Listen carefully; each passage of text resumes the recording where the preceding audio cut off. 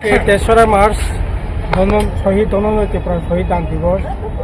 1975 সালে এমনি দিনে তেসরা মার্চ ককবরক ভাষা সহ অন্যান্য দাবিতে, মূলত ককবরক ভাষা ছিল, এই দাবিতে আন্দোলন করতে গিয়ে শহীদ হন ধনঞ্জয় ত্রিপুরা।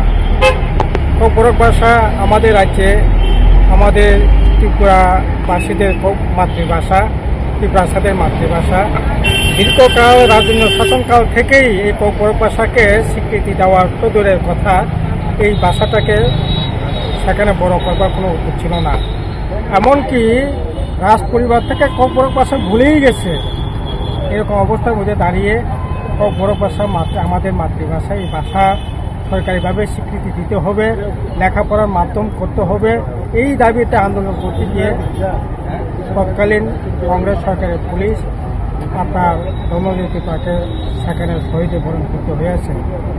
আসলে ককবরক ভাষা 1979 সালে 19শে জানুয়ারি ককবরক ভাষা বামপন্থা আসার পর স্বীকৃতি লাভ করে তিলে তিলে ককবরক ভাষাকে সেখানে বড় করবার উদ্যোগ গ্রহণ করে আজকে কলেজ, ইউনিভার্সিটি, এমনকি পিএইচডি করবার জায়গা পর্যন্ত চলে গেছে।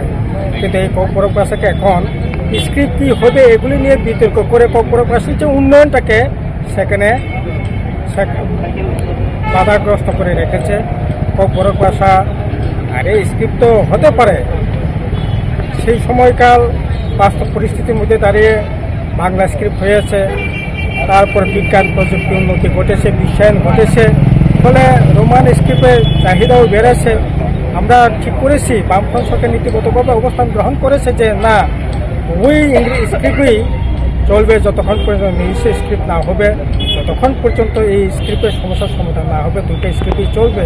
কিন্তু বিজেপি আসার পর এই স্ক্রিপ্ট, বিশেষ করে আমাদের ভূবগ্রাদের সরকার, ত্রিপুরা মাথায় বিজেপি সরকার আসার পর এই স্ক্রিপ্টকে নিয়ে তৈরি করে এখন এই স্ক্রিপ্টেই সামনে রেখে ককবরক ভাষার যে উন্নয়ন, এটাকে সেখানে থমকিয়ে রাখা হচ্ছে। এটা কোনোভাবেই মেনে নেওয়া যায় না। ককবরক ভাষার আন্দোলন, উন্নয়নে আন্দোলন চলবে। স্ক্রিপ্ট এই হোক, ককবরক ভাষাটাকে আরও বড় করবার জন্য উদ্যোগ সকলে মিলে করে।